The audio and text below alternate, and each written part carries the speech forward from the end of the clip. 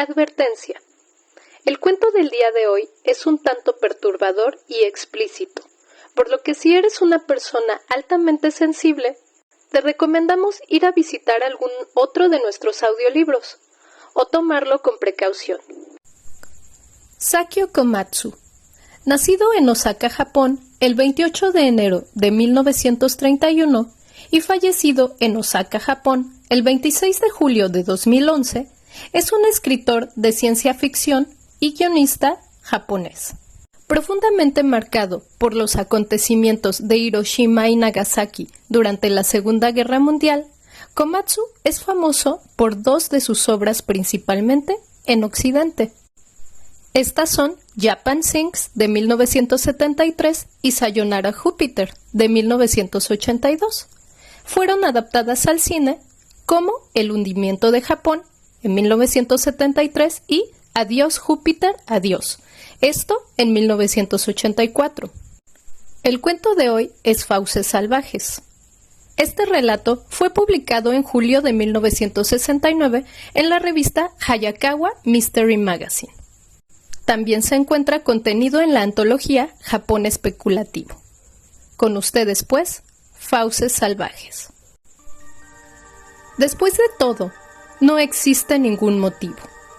¿Por qué debería existir un motivo?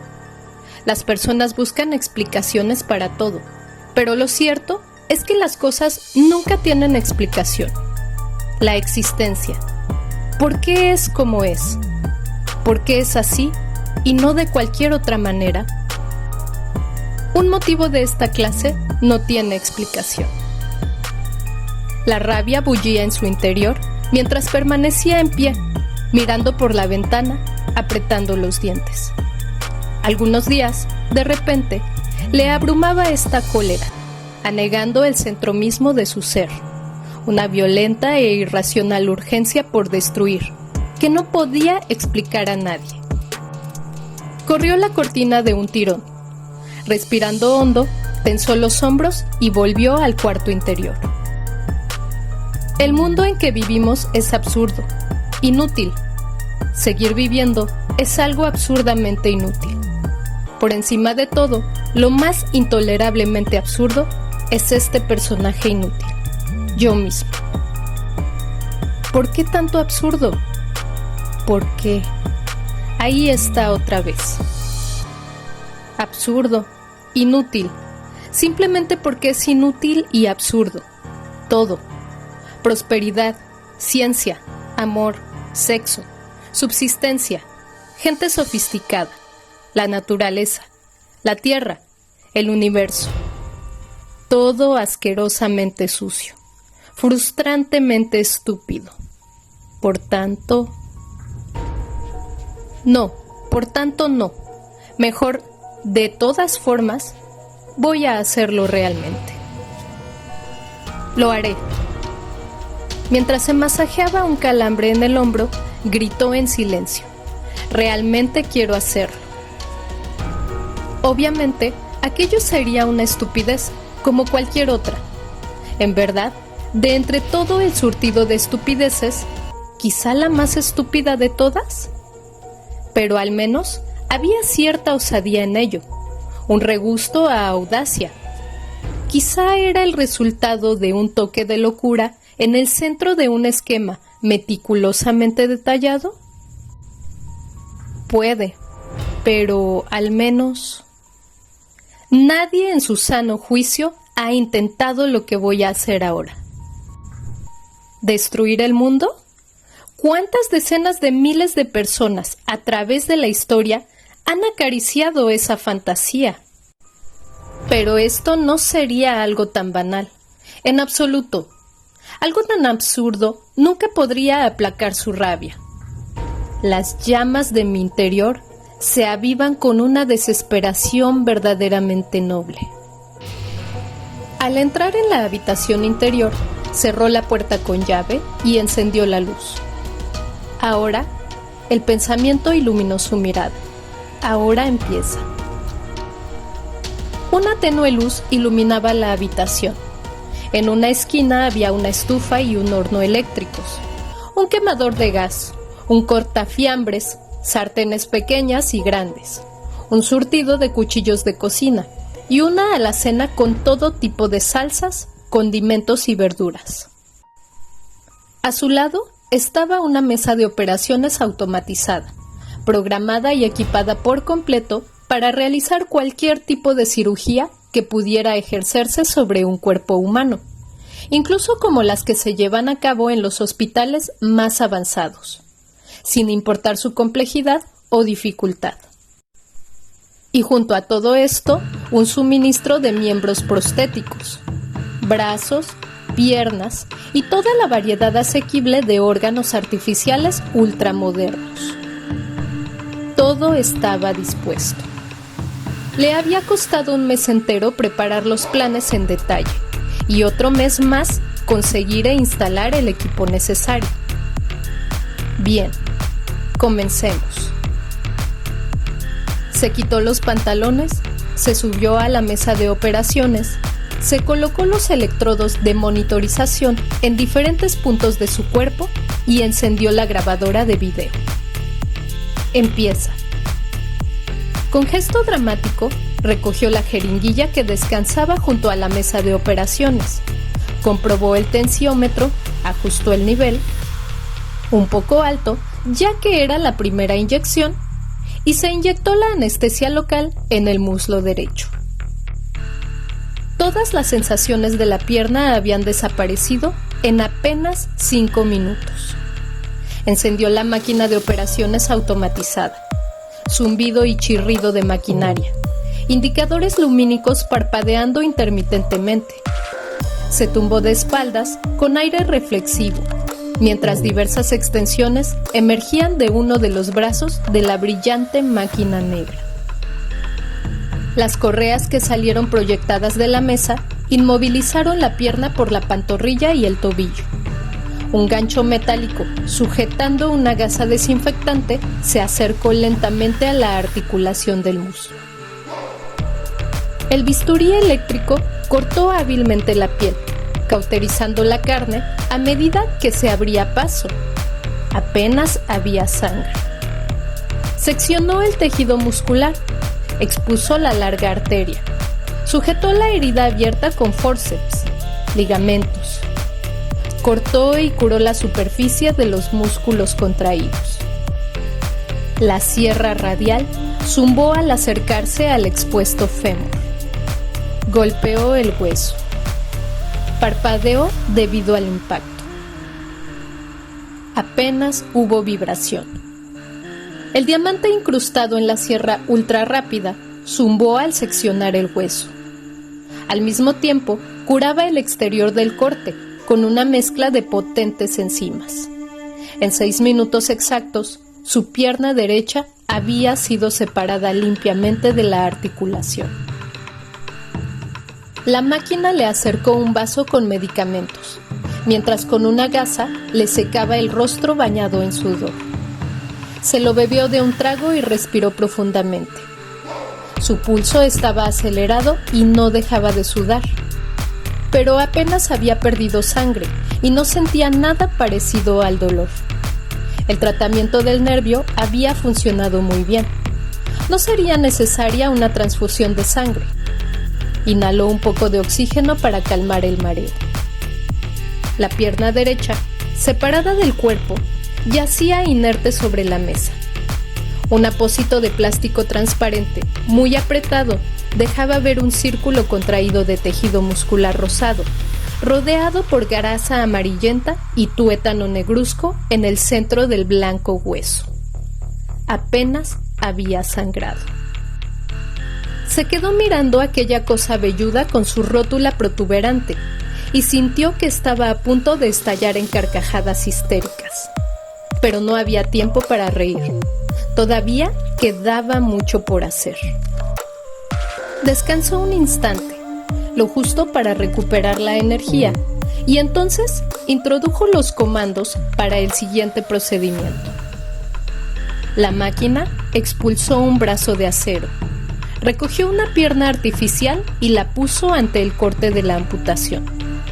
La carne tratada se estaba curando sin vendar. La terminal de señales artificial del centro de sinapsis estaba conectada a un cable interminable que salía del corte. Finalmente, el soporte estructural estaba firmemente unido a los restos del fémur, con correas y un agente adhesivo especial. Terminado. Intentó doblar la nueva pierna con cuidado. Por ahora, bien. Se levantó con cuidado. Se sentía mareado y débil, pero podía tenerse en pie y caminar despacio. La pierna artificial estaba hecha de algún tipo de metal ligero que producía un sonido de retintín al moverla. De acuerdo, suficiente. La mayor parte del tiempo iba a usar una silla de ruedas. Levantó su propia pierna derecha de la mesa. Se tambaleó de lo pesada que era. Sintió de nuevo el paroxismo de una carcajada salvaje en su interior. Toda mi vida he estado arrastrando este peso. ¿De cuántos kilos se habría librado al amputar aquel miembro? Bien, farfulló para sí mismo entre risitas. Suficiente. Ahora a drenar la sangre. Acarreó la pesada extremidad hasta el banco de trabajo. Arrancó el envoltorio de plástico y colgó la pierna del techo por el tobillo, estrujándola con las manos para drenar la sangre por el corte. Después, al lavarla en el fregadero y ver los pelos apelmazados por el agua, le pareció la pierna de una rana gigante más que de cualquier otro animal. Miró la planta del pie, asomando grotesca por encima del borde de la pileta de acero inoxidable. Mi pierna. Rótula protuberante, el empeine del pie demasiado alto, talones infestados de pie de atleta. ¡Esa es mi pierna! Y finalmente se dejó llevar, doblado por un espasmo incontrolable de risa ponzoñosa. Por fin se acabó ese persistente pie de atleta maldito. Toca prepararse para cocinar. Usó el gran cortafiambres para seccionar la pierna en dos a la altura de la rodilla. Después, empezó a retirar la piel con un afilado cuchillo de carnicero. El fémur estaba rodeado de apetitosa carne. Por supuesto, es el jamón. Estaba cubierto de sudor por el esfuerzo de cortar los duros tendones con el cortafiambres, acumulando grandes piezas de carne, recubiertos de tejido muscular. Puso a hervir pedazos de carne de la espinilla en una gran olla, junto a hojas de laurel, clavo, apios, cebollas, hinojo, azafrán, granos de pimienta de cayena y otras especias y sabrosas verduras.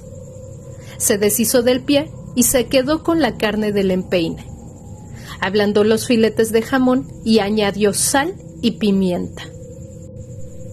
¿Tendré el valor de comérmelo?, se preguntó de pronto. Se le hizo un nudo en la garganta. ¿Sería realmente capaz de tragarlo? Apretó los dientes. Resumaba un sudor aceitoso. Comeré. No había diferencia alguna con la manera en que la humanidad había cocinado y devorado a otros mamíferos inteligentes, vacas y ovejas, aquellos amables e inocentes comehierbas de mirada triste. Los hombres primitivos incluso se comían entre ellos. Algunos grupos han practicado el canibalismo hasta tiempos modernos. Matar a un animal para comer, eso quizá lo justificaba.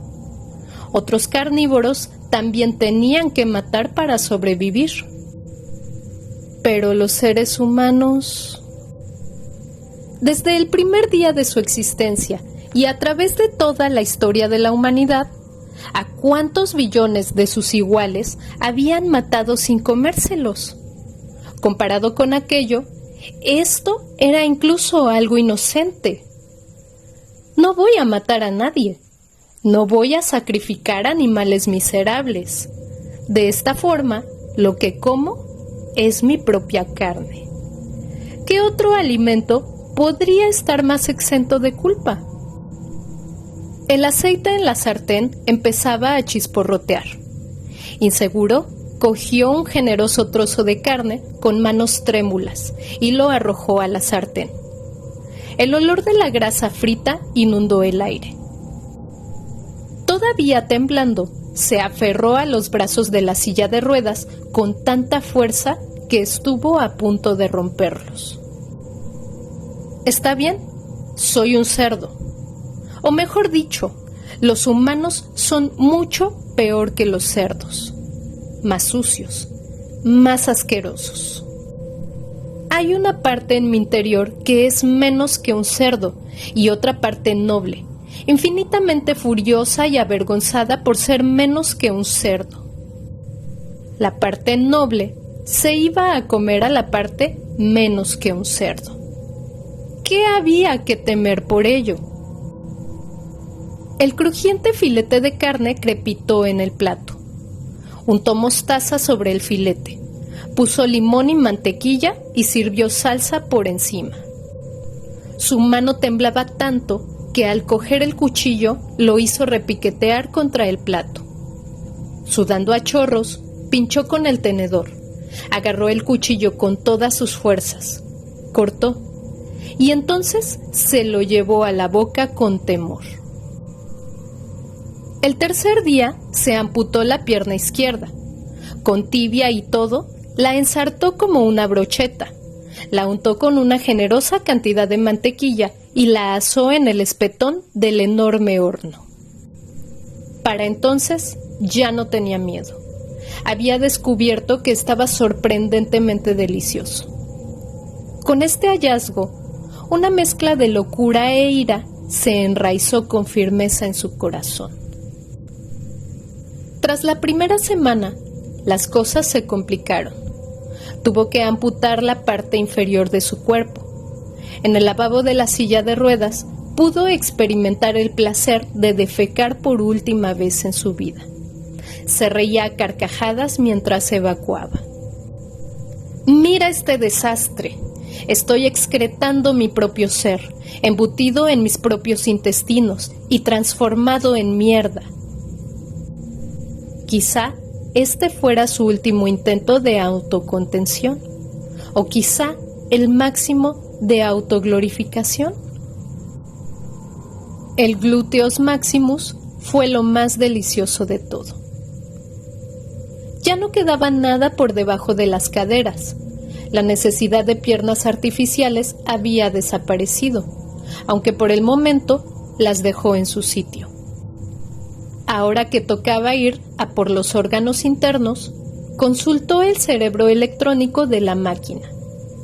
Cuando me haya comido los intestinos, ¿todavía tendré apetito?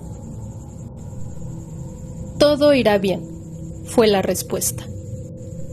Desechó el intestino grueso, puso el intestino delgado en un guiso con verduras y usó el duodeno para hacer salchichas. Reemplazó el hígado y los riñones con órganos artificiales. Salteó los originales y se los comió. Guardó el estómago para después, conservado sumergido en fluidos nutritivos dentro de un contenedor de plástico. Al final de la semana, intercambió su corazón y sus pulmones por órganos artificiales y finalmente se comió el que fuera su pulsante corazón, frito en finas lonchas. Una hazaña que sobrepasaba incluso la imaginación de un sacerdote azteca en un sacrificio ritual. Mientras preparaba un plato con su estómago, bañado en salsa de soya, con ajo y pimienta roja, comprendió con claridad que la gente era capaz de comer, incluso sin la necesidad de alimentarse. Del amplio abanico de productos variados y exóticos que las personas habían usado como alimento, al fin y al cabo, ¿cuántos habían sido descubiertos por curiosidad y no por hambre?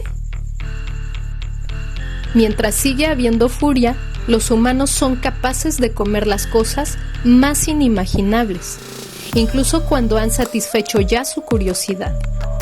En un arranque de ira, comer la carne de tu propia especie puede ser como masticar un vaso de cristal. El manantial del apetito reside en los salvajes impulsos agresivos: matar y comer, machacar y masticar, tragar y absorber. Esos son las fauces salvajes. Ahora, el final de su garganta estaba conectado a un desagüe. Los nutrientes para el resto de sus tejidos eran inyectados directamente en la sangre desde un contenedor de fluidos nutritivos. Las funciones endocrinas se mantenían con la ayuda de órganos artificiales. A finales de mes se había comido ambos brazos por completo. Lo único que quedaba de él estaba del cuello para arriba. Y para el 40º día había devorado casi todos los músculos de la cara. Tan solo quedaban los labios para poder masticar con la ayuda de unos muelles adheridos. Solo quedaba un glóbulo ocular. El otro había sido chupado y masticado. Lo que quedaba allí, sentado en un mecanismo laberíntico de tuberías y conductos, era una calavera viviente. En esa calavera solo la boca y el cerebro sobrevivían. No. Incluso ahora, un brazo de la máquina despellejaba el cuero cabelludo y acercaba una sierra a la parte superior del cráneo, separándola limpiamente. Esparció sal, pimienta y limón en el trémulo cerebro expuesto y se preparó para coger una buena cucharada. Mis sesos. Pensó el cerebro que era él. ¿Cómo puedo saborear algo así? ¿Puede un hombre vivir para probar su propia gelatina cerebral? La cuchara se introdujo en la masa grisácea. No hubo dolor. No existen sensaciones en el córtex cerebral. Pero cuando el brazo alzó aquella cucharada de blanda y pálida pasta, la llevó a la boca del cráneo y ésta sorbió para tragar. El sabor ya no era algo reconocible. Homicidio, dijo el inspector a los periodistas que se habían hacinado en la entrada al salir de la habitación. Incluso peor, un crimen sin precedentes, brutal y degenerado. El criminal es probablemente un psicópata experto en medicina. Parece que hubieran intentado llevar a cabo algún tipo de experimento macabro. El cuerpo ha sido desmembrado y sustituido por todo tipo de órganos artificiales. El inspector terminó con la prensa, se pasó un pañuelo por la cara y volvió a la habitación. Un detective regresó del incinerador y le interrogó con la mirada. Las cintas ya están quemadas, dijo. Pero, ¿por qué dices que es un asesinato? Por el bien de la paz y el orden, respondió el inspector, respirando hondo. Clasifícalo como asesinato. Lleva a cabo una investigación oficial y deja el caso envuelto en el misterio. Este caso y todos los hechos que le conciernen contradicen cualquier cordura. No puedes dejar que los ciudadanos decentes atisben los pozos de la locura y autodestrucción que se esconden en la profundidad de la mente de ciertas personas. Si hiciéramos tal cosa, si por un descuido permitiéramos al público echar un vistazo a la bestia salvaje que acecha adentro, bueno, puedes estar seguro de que alguien intentaría imitar el ejemplo de este tío. No hay manera de saber de qué pueden ser capaces este tipo de personas. Si el gran público descubriera repentinamente algo así, la gente empezaría a desconfiar de su propio comportamiento, comenzaría a mirar de cerca y atisbar la oscuridad en el interior de sus propias almas. Se verían totalmente abrumados, completamente fuera de control. Mira, lo que está en la raíz de la existencia humana es la locura, la ciega compulsión de agresividad que yace en el corazón de todos los animales. Si la gente fuera consciente de esto, si un gran número de personas empezaran a expresar esta locura bajo consignas como liberación existencial o haz lo que te venga en gana, estamos acabados. Es el fin de la civilización humana. Daría igual qué fuerza de la ley o el orden tratara de dominar la situación. Todo acabaría fuera de control. La gente se despedazaría a sí misma, asesinándose unos a otros, destruyendo y destrozando. Los síntomas están empezando a aparecer. Este se suicida tragando dinamita con un detonador. El otro se echa gasolina encima y se prende fuego. Otro jodiendo en medio de la ciudad a plena luz del día. Cuando no queda otra cosa razonable que atacar, el animal enjaulado empieza a destruir su propia cordura. ¡Ah! El joven detective gritó y se alejó del cráneo en descomposición. Había intentado quitarle la apestosa cuchara encajada entre los labios, cuando la calavera hundió los dientes en su dedo, arrancándole de un mordisco un pedazo de carne de la punta. Ten cuidado, dijo el inspector con cansancio. El fundamento de toda vida animal son unas enormes y hambrientas fauces salvajes. El cráneo, con el cerebro al descubierto, su único ojo empezando a deslizarse y fuertes muelles sustituyendo sus músculos desaparecidos, estaba ahora masticando y triturando despacio el trozo de carne entre su hinchada lengua y sus duros dientes.